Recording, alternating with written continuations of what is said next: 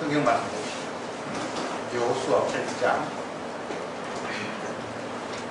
여호수아 8장 1절부터 17절 말씀까지 보도록 합시다. 1절 제가 먼저 읽습니다. 여호와께서 여호수아에게 이르시되 두려워 말라, 놀라지 말라. 군사를 다 거느리고 일어나 아이로 올라가라. 보라, 내가 아이 왕과 그 백성과 그 성읍과 그 땅을 다 네 손에 주었노니 너는 여리고와 그 왕에게 행한 것이 아이와 그 왕에게 행하되 오직 거기서 발전할 것과 맞서서 시험하라. 너는 성시에 공평할지라. 이에 여호수아가 일어나서 군사와 함께 아이로 올라가려 하여 용사 3만 명을 뽑아 밤에 보내매 그들이 명하되 너희는 성읍 뒤로 가서 성읍을 향하고 백성에게 그 성읍을 내고 멀리하지 말고 다 스스로 얘기하라. 나와 나를 건너는 모든 백성은 다 성으로 가까이 가리니 그들이 처음과 같이 우리에게로 쳐 올라올 것이라. 그리할 때에 우리가 그들 앞에서 도망하면 그들이 나서서 우리를 따르며 스스로 이르기를 그들이 저마치 우리 앞에서 도망하고 우리의 일을 받아 그 성에서 멀리 떠날 것이라. 우리가 그 앞에서 도망하거든. 너희는 매복한 곳에서 일어나서 그 성읍을 점령하라. 너희 하나님 여호와께서 너희 손에 붙이시리라. 너희가 성을 저하던 그것을 붙여라. 여호와의 신을 하라.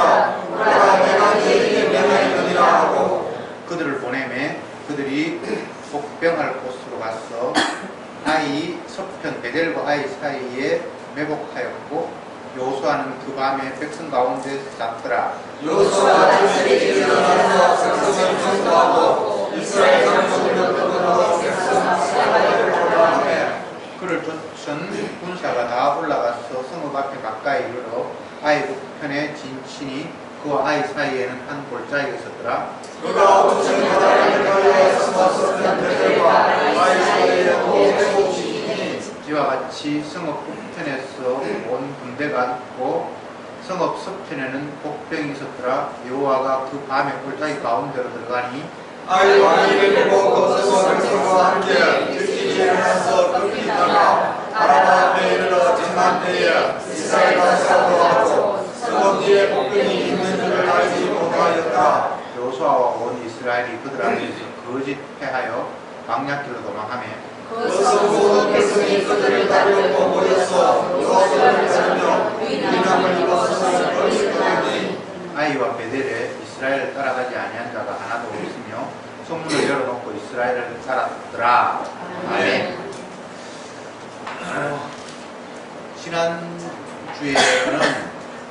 지난주는 안 했나요? 그 지난주에는 이스라엘 백성들이 아이 성을 점령하는데 실패하고 오히려 이스라엘 백성들이 죽고 그런 일이 벌어졌습니다. 이유가 뭐냐 하면 하나님이 말씀하신 명령을 어겼습니다.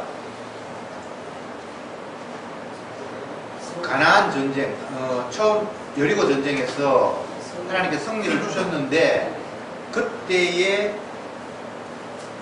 모든 물건들은 다 하나님 앞에 바쳐라 그리고 태워버려라 라고 명령을 하셨는데 어떤 사람이 아간이 귀한 물건을 이제 훔쳐서 숨겨놓았는데 그것 때문에 그 다음 전쟁 아이 전쟁에서 이스라엘이 패하는 그런 일이 있었습니다. 물론 아간이라는 사람이 하나님의 명령을 어겨서 물건을 숨겼다는 이유도 있지만 그뿐만 아니라 두 번째 아이 성의 전투에서는 그 성을 얕보고 자기들의 힘으로 충분히 이길 수 있다고 생각해서 작은 군대만 보냈습니다. 첫 번째 여리고 전쟁에서는 도저히 자기들이 이길 수 없어서 하나님 앞에 순종하는 마음으로 성을 돌으라고 했을 때 성을 돌았고 그렇게 해서 그 성을 물리칠 수 있었는데 두 번째 전투에서는 마치 자기 힘이 우리가 강한 여리고성도 이겼는데 이 조그마한 아이성 하나 못 이길까 라고 생각하면서 소수의 군대를 보내고 자신만만했는데 결과적으로는 패배하고 말았습니다. 주님이 이스라엘 백성들을 가나안 땅으로 인도하시고 그 가나안에 있는 부족들이라고 할까요? 그 지역을 하나하나 점령하면서 그 땅 전체를 이스라엘 백성들에게 돌리는 과정에서 계속해서 하나님은 자기 백성들에게 당신의 뜻을 알려주는 방법으로 일들을 진행합니다. 결과적으로는 가나안 땅을 이스라엘 백성들에게 주겠다고 이미 약속하셨기 때문에 그 땅을 차지하는 건 틀림이 없어요. 그러나 그 과정 속에서 하나하나 점령하는 그 과정 속에서 끝없이 하나님은 자기의 말씀을 이스라엘 백성들에게 심어줍니다. 나는 이런 하나님이다. 나는 이런 하나님이다. 너희들 정신 차리라, 정신 차리라. 이걸 계속해서 반복하는 거예요. 어쨌건 불신으로 말미암아 아이스 전투에서 패배하고 이제 하나님의 말씀에 따라서 아간을 색출해서 그를 죽이고 그 이후에 이제 다시 아이성을 재도전해야 되는데 오늘 8장 말씀 아이성을 두 번째 이제 점령하기 위해서 나가는 장면입니다. 여호와 하나님이 여호수아에게 두려워하지 말고 겁내지 마라. 이미 그 땅을 너와 너 백성들에게 내가 붙였다. 그러니까 용감하게 올라가라 라고 말씀하시면서 이번엔 좀 특이한 이야기를 합니다. 여리고를 점령할 당시에는 전쟁에서 그 노획물들을 하나님 앞에 드릴 건 드리고 나머지 다 진멸하고 태워버리라고 말씀하셨는데 이 아이성 전투에서는 너희들이 물건을 취하거나 가축들은 너희들이 가져가라 이렇게 말씀을 하셨어요. 첫 번째 명령하고 두 번째 명령이 이거 달라요.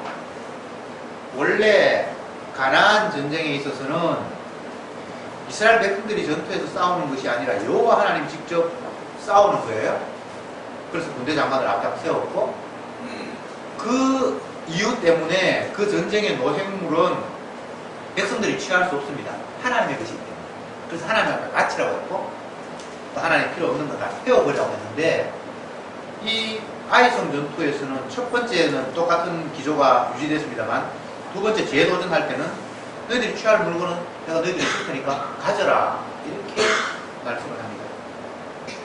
그러면 첫 번째 하나님의 것이니까 하나님 앞에 바쳐야 된다는 이야기와 두 번째는 이제 너희들이 가질 만한 것은 가져라 이게 왜 이렇게 달라야 하는가라는 의문을 당연히 가져야겠죠.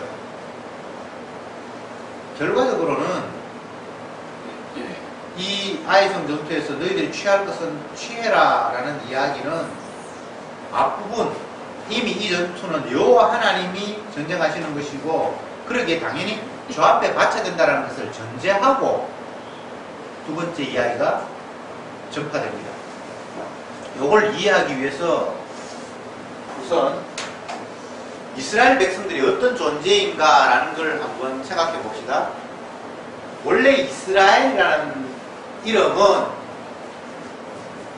히브리 민족들이 애굽에서 번성했고 지도자 모세를 통해서 그 애굽을 벗어나는 과정 속에서 애굽을 탈출하면서 비로소 그 탈출한 사람을 이스라엘이라고 말하면서 국가가 생깁니다.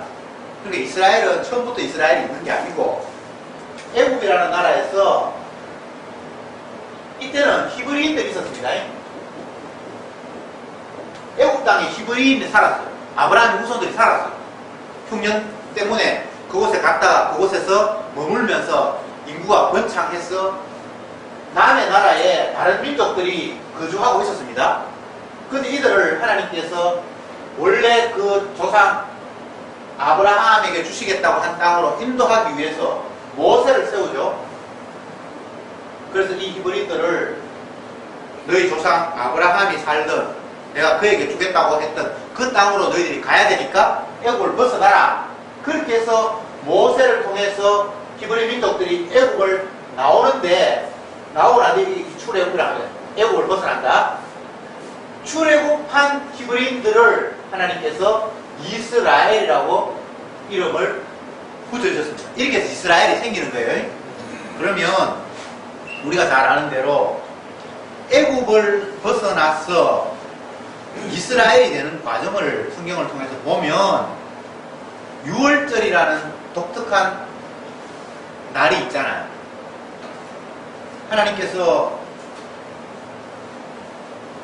모세를 통해서 히브리인들 너희 백성들을 이제 애국을 탈출해서 내가 가는 원하는 곳으로 너희들이 데려가라. 그렇게 말해놓고는 애국 왕에게 찾아가서 이 백성을 내보내줘라. 하나님이 우리가 원하는 상황으로 가서 하나님을 찬양하도록 말씀하셨으니까 더 이상 우리를 붙들어 놓지 말고 종살이 시키지 말고 빨리 우리 민족들을 풀어주라고 모세가 이야기했습니다. 근데 바로가 그 말을 들을 이유가 없죠. 그 많은 노동력을 잃을 이유가 없잖아요. 그래서 계속해서 그들을 붙들고 못 나가게끔 했는데 하나님이 첫 번째 재앙, 두 번째 재앙, 세 번째 재앙 계속 애국에 재앙을 내립니다. 바로가 꼼짝 못하도록 점점 더 압박을 가해오죠. 근데 9번째 재앙까지는 바로가 버텼습니다. 안 내보내주려고. 근데 10번째 재앙은 애국 땅에 있는 모든 마다들을 그리고 생축의 첫 것을 다 죽이겠다는 말씀을 선포했습니다. 그랬는데 애국왕은 그걸 믿지 않았죠. 그래서 그 과정에서 애국 땅에 있는 모든 장자를 다 죽이겠다고 하나님 말씀하시면서 히브리인들에게는 너희들도 애국 땅에서 거하기 때문에 장자가 죽을 때 다 죽어야 되는데 너희가 사는 집 안에 문틀에 양의 피를 바르면 그 양의 피가 묻어있는 그 집은 내가 장자를 죽이지 않고 건너뛰겠다. 그렇게 하나님이 약속하셨잖아요. 그래서 히브리인들은 하나님이 그렇게 하실 것이라는 걸 믿고 양을 잡아서 문틀이나 문지방에 양의 피를 발랐는데 정말 하나님의 약속대로 그 피가 발려있는 그 집 안에 있는 장자는 안 죽었어요. 그런데 나머지 애국 땅에 있는 모든 애국 사람들은 다 초상이 난 거예요. 마다는 다 죽었으니까. 집집마다 다 아들 하나씩 다 죽었으니까 뭐 아버지가 장남인데 아들도 큰아들은 죽었으면 한 집에 2명이 한꺼번에 죽을 수도 있고. 그러니까 여러분 한번 상상을 해보세요. 그냥 성경에 있는 이야기를 그렇게 시청하지 말고 우리 집에도 큰아들 죽고 저 집에도 큰아들 죽고 집집마다 다 한 사람씩 죽어서 초상이 났다고 한번 생각을 해보세요. 장례식도 아마 치르기 힘들었을 거예요. 관도 뭐 모자랐을 거고. 어쨌든 대재앙이 벌어진 거예요. 그 장자가 죽는 날 이스라엘 백성들은 어린 양의 피 때문에 장자가 안 죽었습니다. 그래서 그 날이 6월절이에요. 넘어갔다. 심판이 건너뛰었다. 거의 6월입니다. 6월. 넘어갔다는 담을 넘었다. 하나님의 심판의 사자가 담 넘어서 그 집에는 심판 안 했다는 겁니다. 그게 6월절이에요. 그러면 원리로 따지면 장자가 죽는다는 것은 한 사람을 죽이는 것이 아니라 그 밑에 모두를 다 죽이겠다는 것의 표시로 대표로 한 사람을 죽인 거예요. 그러면 이스라엘 백성들은 죽어야 마땅한데 어린 양의 피 때문에 살았어요. 그래서 하나님이 이스라엘 백성들에게 이제 이스라엘 백성들의 생명은 내 거다. 내 소유됐대. 예, 알겠습니다. 그러면 마다들을 내가 양을 죽이고 대신 살렸으니까 그 마다들은 내 거다. 예, 알겠습니다. 근데 그 마다들이 원래 야곱의 12 아들이 이스라엘인데 첫 번째 아들은 르우벤이거든요. 근데 그 르우벤은 하나님 장자로 인정하지 않고 넷째 아들 레위를 내가 장자로 인정하겠다 해서 그 레위는 나한테 바치라고 했어요. 그게 제사장 제도입니다.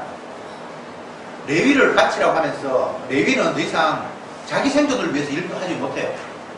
하나님의 것이 되기 때문에 하나님의 제사 되는 일에 그 민족들, 그 지파들은 레위 지파들은 올인해야 됐습니다.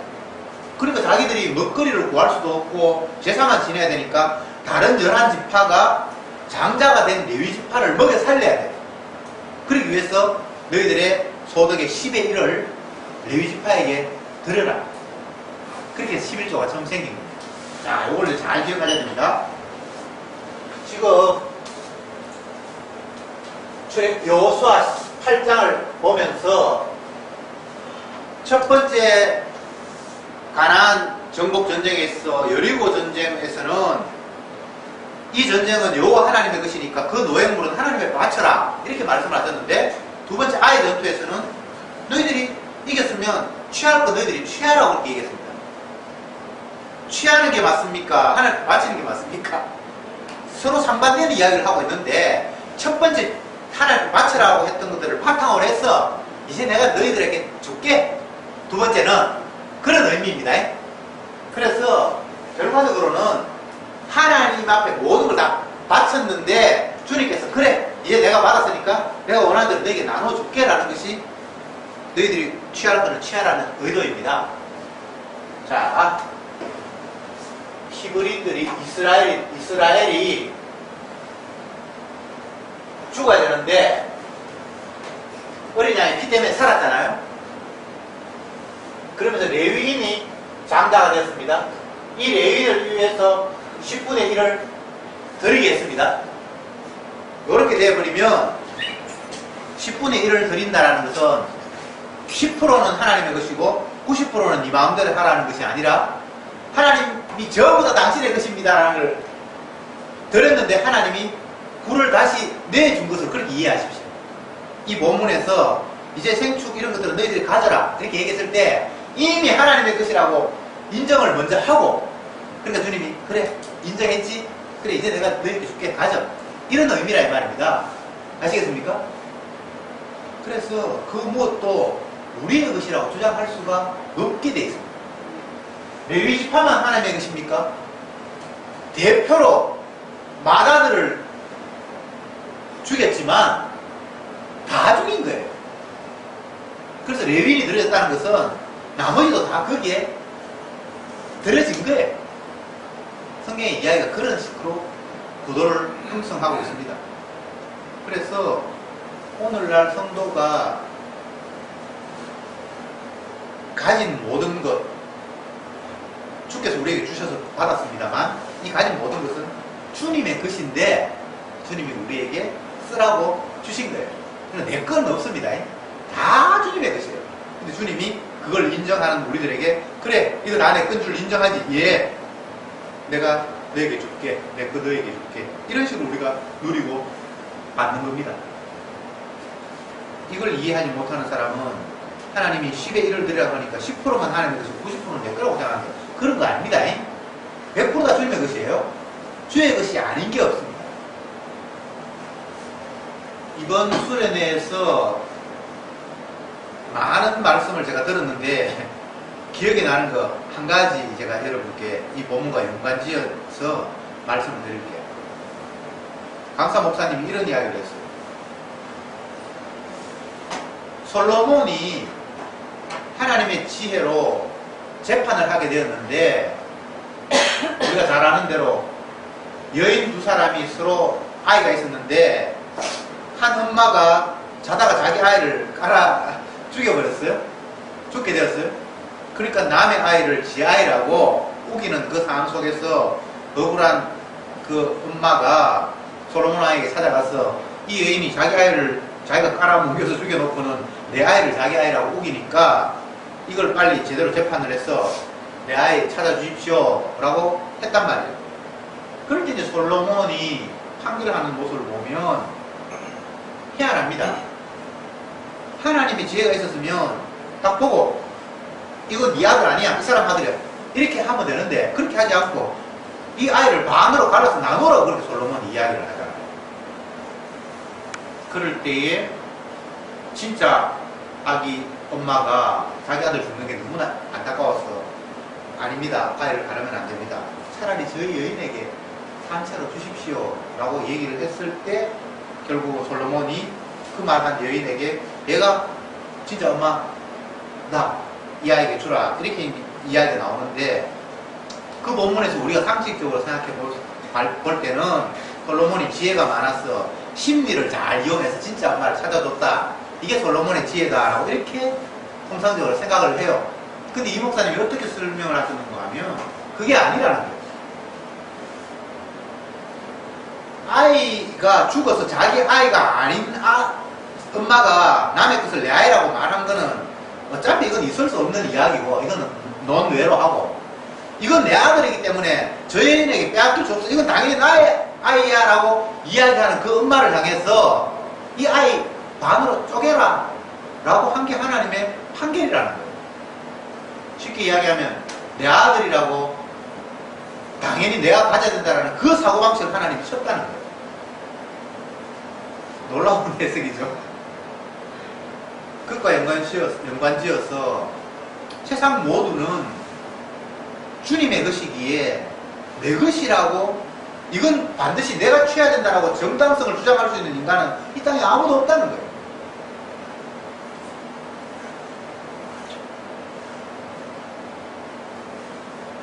성전에서 바리새인과 세리가 기도하는 모습을 누가복음 18장에서 기록하고 있는데, 먼저 서기관 바리새인이 기도하는 모습을 이렇게 표현하고 있습니다.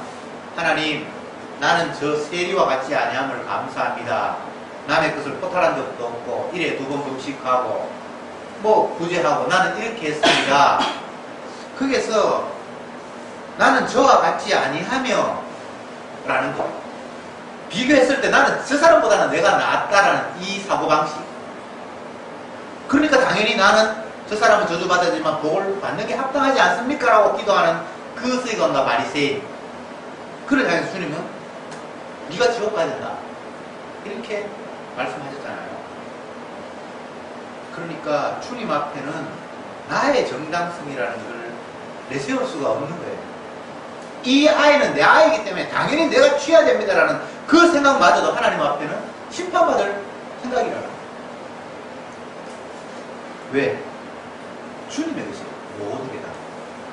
그래서 우리는 주님 앞에 내 겁니다, 주세요, 이건 당연히 내가 노력하고 땀을 흘렸으니까 내한테 돌아와야지요라는 그 사고방식이 주님 앞에 저주받아야 될, 심판받아야 할 생각이라는 거예요. 그래서 그 어떤 인간도 내 겁니다, 이건 당연하지 않습니까? 라고 말할 수가 없는 이유가 다 주님의 것입니다. 이스라엘은 다 죽어야 되는데 어린아이 피 때문에 살았기 때문에 내 거라고 주장할 수 없어요. 레위인이 장나니까 나는 10%만 드려고 했으니까 10% 드리고 90% 내가 갖는 게 뭐 잘못됐습니까? 라고 말할 수 없다는 거예요. 다 주님의 것이에요. 나 10분의 1 드렸으니까 잘했잖아요, 잘했잖아요 라고 말할 수 없는 사람인 거예요. 복음은 바로 이런 것입니다. 그 무엇 하나 내가 주인이어서 이것은 당연히 내가 취해야 합니다라는 소리가 못 나오도록 막는 것. 뭐가 여러분 큽니까? 이 아내는 내 거야, 이 자식은 내 거야, 이렇게 내가 노력하고 땀 흘려서 수고한 이 분깃은 내가 당연히 차지해야지 라는 생각을 주님이 막으세요. 그건 네 거라고 웃기고 있네. 다 주님의 은혜로 되어진 거예요. 그래서 지극히 작은 것 하나, 이건 나 당연해요, 이것 외에 더 나에게 보너스를 준다면 그것을 내가 하나님의 은혜로 생각할게요. 이게 서기관 바리새인들의 저주받을 생각이에요. 한 번도 내 거라고 주장할 수가 없어요. 그분의 외우로 이야기하면 어린 양의 피 때문에 겨우 생명을 얻었어요. 그러니까 내 거라고 주장할 게 한 번도 없는 거예요. 이것이 깨달아질 때에 나는 사나 죽으나 주의 것입니다. 먹든지 마든지 주님의 영광을 위해서 할 뿐입니다 라고 고백하게 되는 거죠. 지금 여호수아 8장에서 하나님께서 이번에 전쟁에 올라가거들라 너희들이 노획물을 취할 때에 그건 너희들이 하자. 이 말은 너희들이 수고했고 땀 흘렸으니까 너희 것이야 라는 이야기가 아니라 이미 주님의 희생으로 모든 것을 너희들이 받는다는 사실을 알기 때문에 그 마음 가지고 너희들이 취해라, 이런 의미로 받아들이시면 정확한 이해입니다. 오늘날 우리의 삶이 다 이런 거예요. 주님이 우리에게 제공하시죠. 이것도 주시고 저것도 주시고, 그것은 네가 마땅히 그건 네 것이 되어야 해 라는 그런 차원이 아닌 다 주님의 것입니다. 그거 인정한다면 이제 내가 너에게 줄게. 이런 식으로 이 말씀을 받으면 정확한 이해가 됩니다. 예수님은 우리에게 자기의 생명을 대신하셔서 주셨습니다. 그런데 우리는 계속해서 예수님을 향해서 생명도 주셨으니까 이 작은 거 이거 뭐 주실 일이 있습니까? 이것도 주세요. 저것도 주세요. 계속 이런 식의 관계를 형성하려고 합니다. 생명을 주셨다는 것은 나의 주인이 이제 그분이라는 사실입니다. 내 생명이 그분의 소유가 되었다는 겁니다. 그러기에 더 이상 따로 내 소유라는 걸 챙겨야 될 그런 위치에 우리는 놓여 있지 않습니다. 다 주님의 것입니다. 구약의 제사 제도를 두시고 주인과 종의 제도를 두신 이유는 주님과 우리의 관계가 어떤 것인가를 설명하기 위해서 두셨습니다. 종의 신분은 어떤 것입니까? 종이 자기 자식을 낳아도 자기 자식이 아닙니다. 주인의 자식이 됩니다. 종은 그 무엇도 자기 것은 없습니다. 주인의 소유일 뿐입니다. 구약의 제도가 그래요. 그건 무엇을 설명합니까? 하나님께서 인권을 무시하시고 인간에게 차별을 두는가?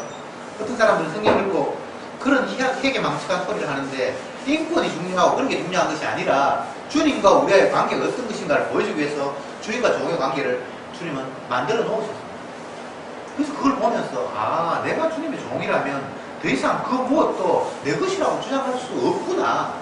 내가 가진 모든 것은 주인의 것이고 그분이 주셔서 내가 잠시 사용하고 또 있을 뿐이구나 라는 걸 깨달으면 되죠.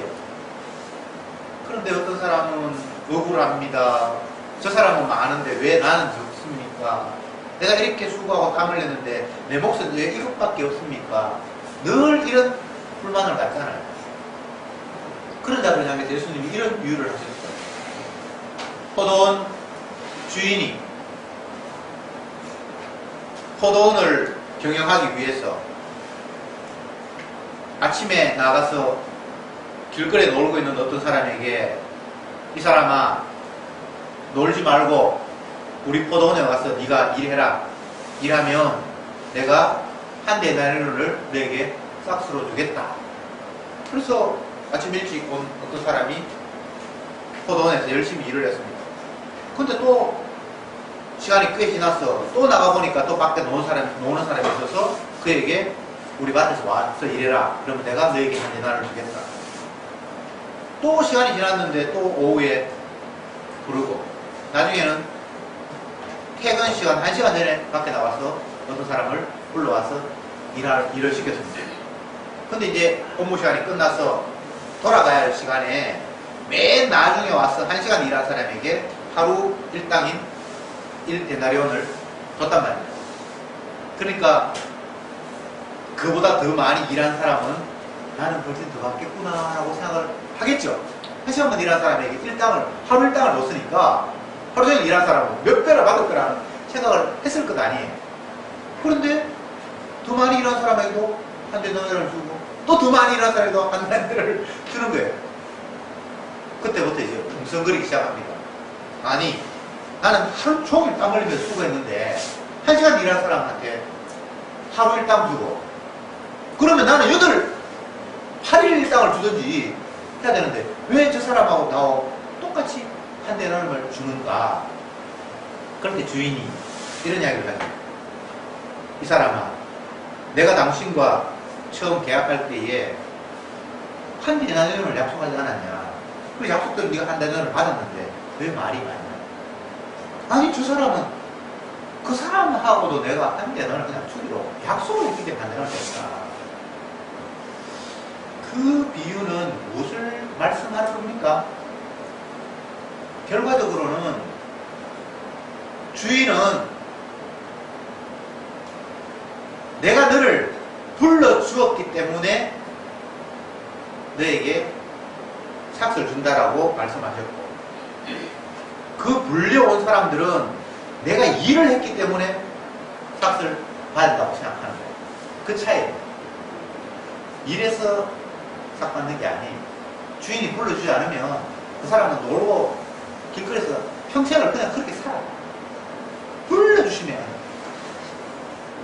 이걸 너희들이 알아라고 예수님 그렇게 말씀하십니다. 이 땅에 어떤 인간도 노동의 대가로 구원을 얻거나 복을 받거나 충성의 대가로 하나님께 은혜를 누리거나 그럴 수 있는 사람은 아무도 없습니다. 우리는 쓸 가치도 없어요.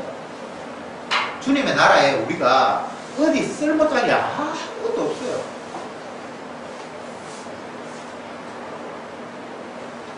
제가 제 스스로의 역량을 평가해 보니까 이 산업사회에서, 돈벌이 하는 사회에서 어디도 쓸 데가 없어요. 한 7, 8년 전에 일을 한번 해보겠다고 제가 여러 군데 전화를 하면서 일자리 없냐고 제가 찾아다닌 적이 있어요. 근데 다 안 된다고. 전화하면 당장 묻는 첫 번째가 운전면허증 가지고 있습니까? 아, 없습니다. 컴퓨터 마음대로 다룰 수 있습니까? 못합니다. 그게 기본인데 그걸 못한다니까. 그래서 내가 또 한 가지 조건을 걸죠. 일요일 날은 내가 일을 못합니다. 그때는 내가 바쁜 일이 있어서 빼고 일해요. 아무도 지식시켜주지 못했어요. 심지어 주유소가 기름 들어가고 그것도 안 되고 원산공단에서 뭐 물탱크 청소하고 그런 일도 안 된다고.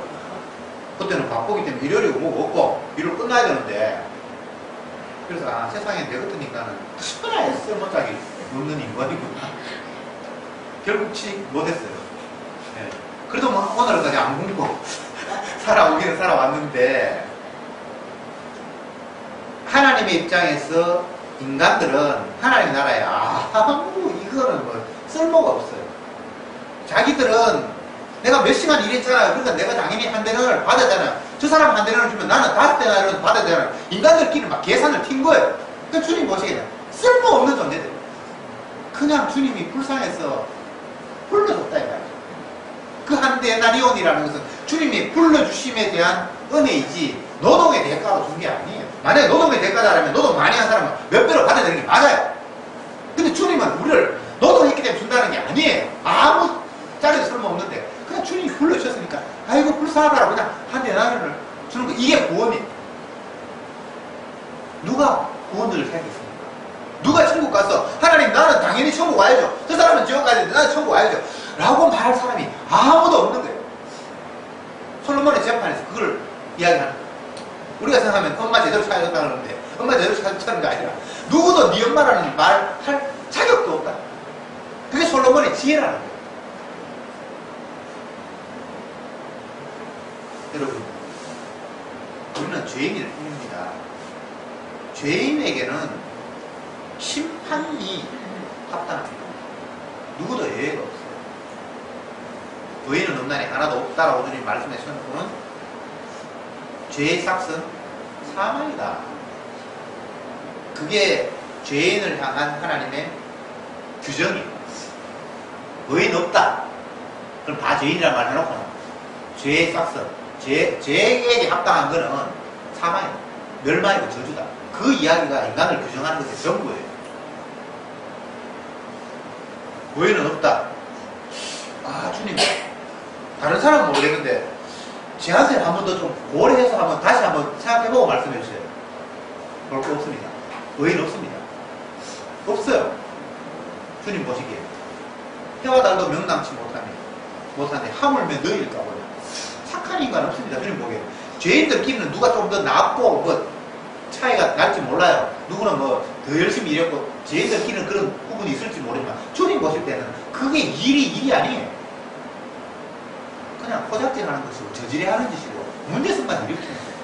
10년을 살았으면 10년 동안 죄를 지었고 50년 살았으면 50년 죄를 지었을 뿐이지 단 하나도 내가 그동안 이것도 했고 저것도 했으니까 이거는 주님 쓸만한 거잖아요 라는 말을 주님 앞에서는 할 수가 없어요. 그렇게 모두를 죄 아래 가두어 놓고 누구에게 은혜를 주고 혜택을 주었다면 주신 분의 사랑이지 받은 나의 다른 사람과 차별되는 면이 있어서 그런 결과가 온 게 아니라고. 근데 이게 안 깨달아지니까 날마다 불만이 불쑥불쑥 올라와요. 나는 저들과 같지 아니한, 저들과 같지 아니한 인간이 어디 있습니까? 똑같아요.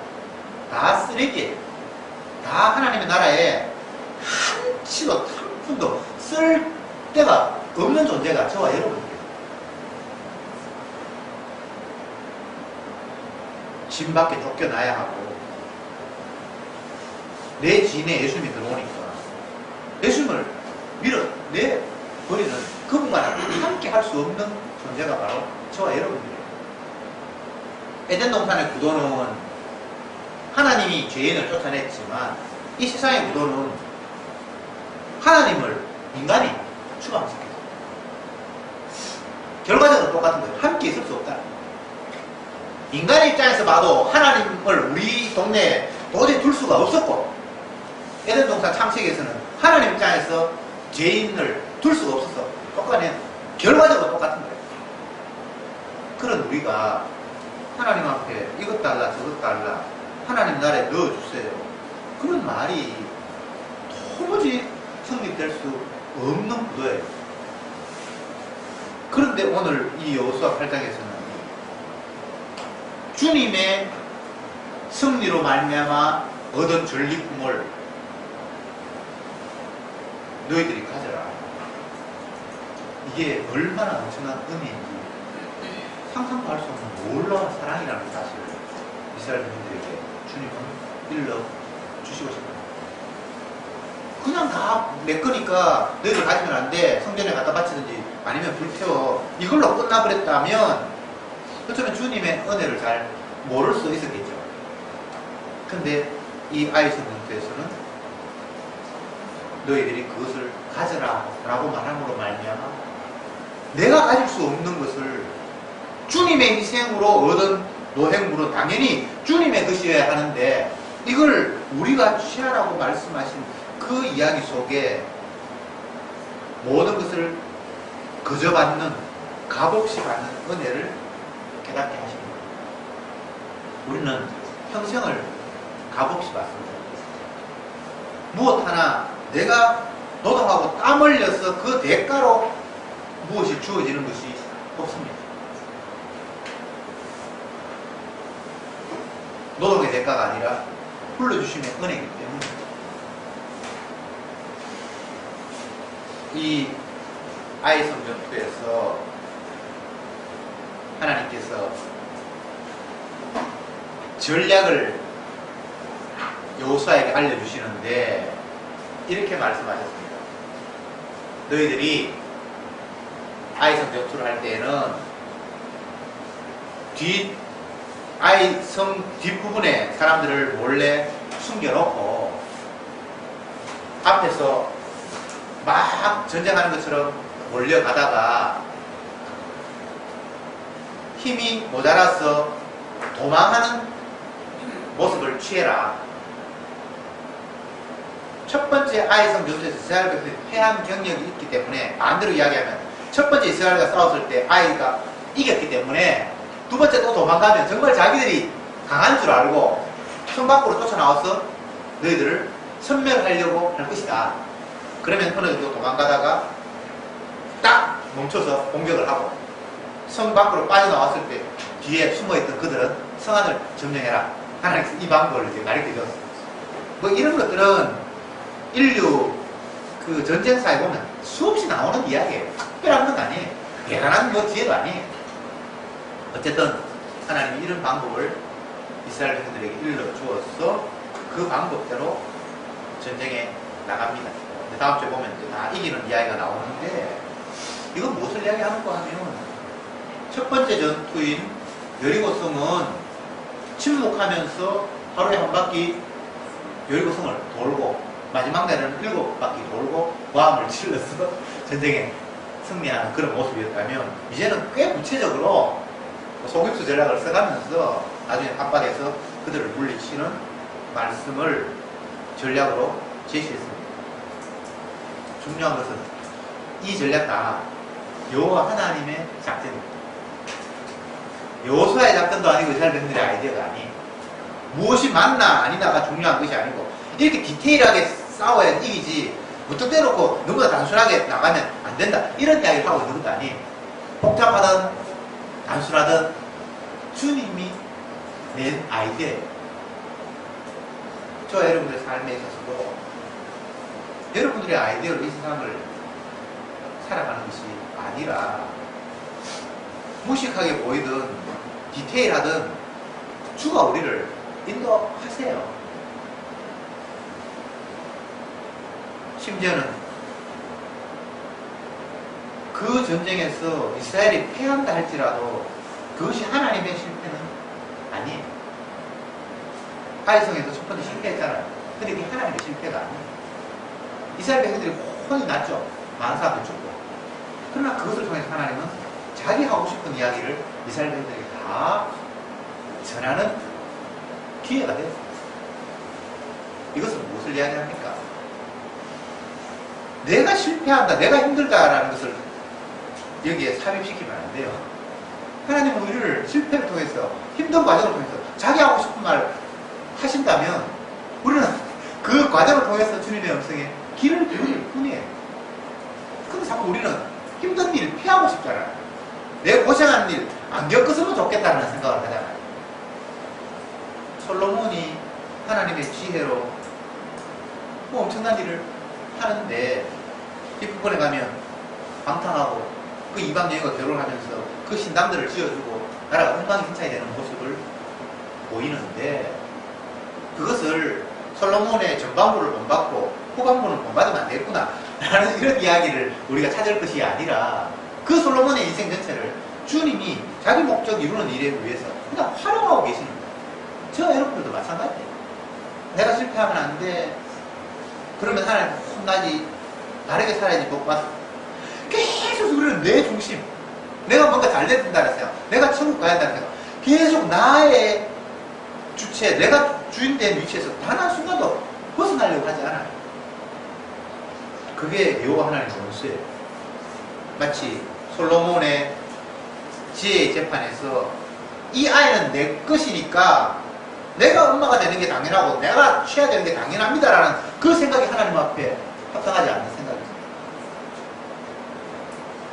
주님은 자기 하시는 일을 위해서 모든 피조물들을 이렇게 저렇게 그냥 허용하실 뿐입니다.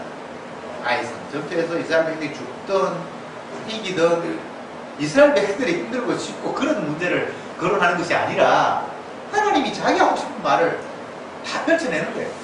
그래서 때로는 우리는 넘어져야 하고 아파야 하고 실패해야 하고 때로는 생각지도 않는 성공들을, 이게 내 성공은 아니지만 그런 걸 맛보기도 하고 여리고 전투를 생각하면 또 생각도 못한 엄청난 승리잖아요. 그 큰 강한 성벽을 힘도 없이 간단하게 다 물리쳤으니까. 근데 아이성 전투에서는 또 이스라엘 백성들이 패배하고 죽고 또 아간의 가족들은 몰살당하고. 이스라엘 백성 입장에서는 아간의 그런 사태, 아이성에서의 첫 번째 실패, 그런 거 경험하고 싶지 않죠. 근데 그런 생각 자체가 웃기는 거예요. 겪어야 되면 겪어야 돼요. 그래서 저와 여러분들에게는 이것은 아니되옵니다 라는 게 없어요. 그게 다 필요한 거예요. 엉뚱한 짓 하고 두들겨 맞고 빼앗기고, 그걸 통해서 주님은 자기가 하고 싶은 이야기를 다 전하시니까. 그러니까 우리가 주님 앞에 이렇게 해주십시오, 저렇게 해주십시오라는 말을 할 수가 없는 존재라는 사실을 오늘 이 본문을 보면서 또 하게 됩니다. 예수님이 십자가 지시기 전 겟세마네 동산에서 아버지 하나님 앞에 기도할 때에 주여 팔수만 있거든 이 잔을 내게서 물리쳐 주옵소서. 그러나 나의 원대로 마옵시고 아버지 원대로 마옵소서 라고 기도하십니다. 우리의 기도가, 우리의 소망이 그러해야 합니다. 하나님, 내 입장에서는 이게 안 되면 좋겠습니다. 그런 마음이 이제 있으니까 그걸 숨길 수도 없어요. 그죠? 그러나 결과는 그렇지만 내 뜻대로 하지만 하면 안 되잖아요. 아버지가 원하시는 대로, 주님이 원하시는 대로 돼야 되잖아요. 라는 그런 식의 결론이 우리의 삶에서 늘 축이 그쪽으로 가야 되잖아요. 그 이 무게의 축이 내가 원하는 대로가 되어버리면 이건 배가 지금 산으로 올라가는 거예요. 그 바람 자체도 없애라고 이야기할 수는 없어요. 그 욕망이 올라오는 걸. 그건 뭐 말할 수 있어요. 나 이거 원합니다. 그렇지만 무게의 추는 내 뜻대로 되면 안 되고 아버지 뜻대로 돼야 되는 건 맞잖아요. 라고 그렇게 결론이 나야 되잖아요. 이건 이론적으로 수용해서 흉내 낸다고 해서 내어지는 건 아니고요. 주님의 은혜가 우리를 덮고 있을 때에 그런 고백, 그런 결과를 우리가 말할 수밖에 없어요. 이게 맞습니다. 이렇게 기도하십시오. 그 이야기를 성경이 하고 있는 건 아닙니다. 주님이 그런 분이고 주 앞에 사로잡힌 성도는 그러하다는 거예요. 그래서 우리는 그렇지 못한 내 모습을 바라보면서 내가 예수님을 찔러 죽이는 죄인이구나. 오늘 오전의 말씀으로 보면 하나님의 말씀이 너무나 역겨워서 그를 우리 동네에서 나가라고 밀치는 모습이 내 삶 속에 늘 현재화되고 있구나를 발견하는 거예요. 이제는 안 그래야지, 안 그래야지. 안 그래야지, 안 그래야지라고 다짐한다고 해서 안 할 수 있는 존재가 아니에요. 주님은 역으로 내가 그런 존재라는 사실을 지적하면서 그런 너를 위해서 내가 십자가에서 대신 피 흘렸다는 이야기를 해주고 싶습니다. 사람들은 십자가를 오해합니다. 이제 주님의 은혜를 알았고 주님이 나를 용서했으니까 이제는 주님을 찌르는 자리가 아니라 주님을 영접하는 자리, 찬송하는 자리에 있어야지 라고 말합니다. 그게 복음이 아닙니다. 그럴 수가 없어요. 주님의 은혜가 임하면 내가 찌르는 자리에 있구나라는 것이 그냥 깨달아져요. 이번 수련에서 이목사님 하신 이야기가 그 이야기예요. 찌르는 자리에 갈 말하는 게 아니고 찌르는 자리에 가라는 이야기가 아니에요. 은혜가 임하면 내가 주님을 찌르는 자리에 있다는 사실을 깨닫는다는 이야기를 그런 식으로 표현을 했어요. 가라고 한다고 해서 가고 가지 말라고 한다고 해서 안 갈 수 있는 존재가 아니에요. 우리는 나 한 사람이 잘하고 못하고에 따라서 무엇이 결정되는 것이 아니에요. 아간 한 사람으로 말미암아 이스라엘 전체가 아이성 전투에서 1차 그냥 실패하고 말았습니다. 나는 아가가 아닌데 그런 이야기가 필요 없어요. 한 사람이 범죄함으로 모든 사람이 죄인 된 것 같이 한 사람이 피 흘림으로 모든 사람이 어렵게 되었죠. 이건 그 한 사람 앞에 나 포함됩니다 안 됩니다라고 따질 문제가 아니에요. 아담 한 사람 때문에 모두가 다 죄인 되어버렸어요. 그리고 예수님 한 사람 때문에 구원 얻을 모든 사람은 다 어렵게 되어버렸어요. 이걸 집단 구원이다 이렇게 표현을 하셨는데 나 개인이 잘되고 못되고 지키고 말고 하는 문제가 아니라 성도는 주님의 몸입니다. 주님의 지체예요. 크다란 주님의 그 덩어리의 한 부분이에요. 그래서 우리의 의사와 상관이 없이 끌려가는 인생입니다. 그걸 또 성도는 깨닫게 되죠. 내 뜻대로가 아니라 주님의 것으로 주가 나를 활용하시는구나.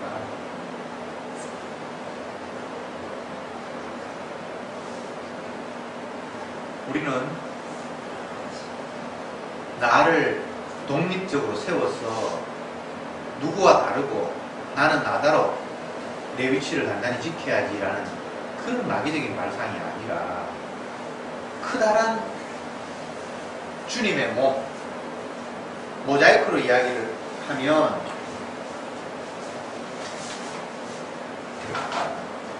크다랗게 이게 주님의 몸이라면 우리는 여기 이렇게 한 부분이란 말이죠. 종이로 이렇게 맞추어서 큰 그림 만드는 거 여러분 아시잖아요. 그게 그 한 부분이라고 생각하는 거예요. 내 마음대로 되는 것이 아니라 그 크다란 주님의 계획, 자기 영광에 하나님 우리를 편입시켜서 한 부분으로 활용하시는 거예요. 지금 내가 잘했다 못했다 뭐 내가 천국 가랬죠. 복 받았네 저주 받았네 그런 말 할 거 없어요. 주님의 주대심을 드러내기 위해서 이스라엘은 때로는 멸망해야 하고 때로는 눈물 흘리며 통곡해야 되고 때로는 다시 예루살렘 성으로 돌아가고 그냥 그런 일이 벌어질 뿐이에요. 여러분의 인생이 저의 인생이 그래요. 난 뭐 앞으로 뭐 고생 안 해도 그런 생각 자체가 주님의 지체로서 나를 바라보는 것이 아니라 나를 단독자로 생각하는 거잖아요. 나를 단독자로 생각하면 주님도 타인이에요. 그래서 내 삶을 위해서 주님을 필요로 하고 이용하는 완전히 별개의 두 객체가 있을 뿐이에요. 그런 구도는 주님이 애초에 말씀하신 적이 없어요. 그게 마귀가 심어준 주님과 내가 분리된 그래서 협력관계로 서로 주고받고 거래하는 그런 이상한 전혀 주님이 말씀하신 적이 없는 한 몸이라는 개념과 다른 딴 몸이 그런 거 없어요. 한 번도 그렇게 우리에게 말씀하신 적이 없어요. 그리스도 안에서 주 안에서 나는 포도나무고 너희는 가지니 저가 내 안에 내가 저 안에 있으면 이 사람은 과실을 많이 맺는다. 주님을 떠나서 주님 따로 있고 내 개체가 따로 있어서 열매를 맺는 주님 내 열매 맺도록 해주십시오. 비를 뿌려주십시오. 그런 구도를 성경은 애초에 말한 적이 없어요. 그냥 포도나무 원두채까지는 어떻게 하든 연결되어 있고 주님으로부터 공급받는 그 영양분으로 나도 모르게 그냥 열매가 내 열매도 아니고 주님의 열매 그냥 맺히는 그런 관계를 성경은 성도와 주님과의 관계라고 설명하셨지 주님 따로 계시고 나는 이쪽에 있는데 내가 주님 기뻐하신 일을 잘하면 주님이 나의 힘을 주셔서 내가 더욱더 공고하게 되고 멋있는 아름다운 열매를 맺는다. 그런 건 마귀가 심어준 거예요. 없어요. 그런 거. 왜 교회가 아닌가 하면 자꾸만 나를 단독자로 우뚝 세우고 모든 개념들을 펼쳐가기 때문에 내가 기도하면 응답해 주시고 열심히 헌금하면 복 주시고 성경은 그렇게 단독자로 우리를 세운 적이 없는데 그렇게 그냥 지체일 뿐인데 주님 머리 대신 우리는 뭐 한 파편이 지나지 않는데 자꾸만 나를 따로 상정을 하니까 그게 마귀의 전당이 되고 마는 겁니다. 결론적으로 말씀드리면 주님이 우리에게 주신 것은 내 마음대로 하라고 주신 게 아니라 이거 다 내 거야 라고 주님께서 말씀하신 가운데 우리에게 주신 거예요. 그래서 그거 받으면서 내 거 아니군요. 이것 모두가 주님의 것이군요. 나는 주님에게 속했지요 라고 느끼면 돼요. 내가 주셨으니까 이건 내 마음대로 쓰라고 하시는가 보다 라고 이용할 그런 게 아니라는 거예요. 내게 주어진 시간, 나에게 주어진 물질, 나에게 주어진 건강 그 모두가 이건 주님이 내한테 주셨으니까 내가 내 나름대로 활용하면 되겠구나. 이거는 없는 생각이에요. 성경에 없는 일이에요. 주가 주셨어요. 그래서 사나 죽으나 무엇을 하나 주님의 것입니다. 기도합시다. 주님 감사합니다. 내가 따로 독립적으로 존재할 수 없고 주님의 것으로 머리 대신 주님의 지체로 있다는 사실을 말씀을 통해서 한번 되새겨봅니다.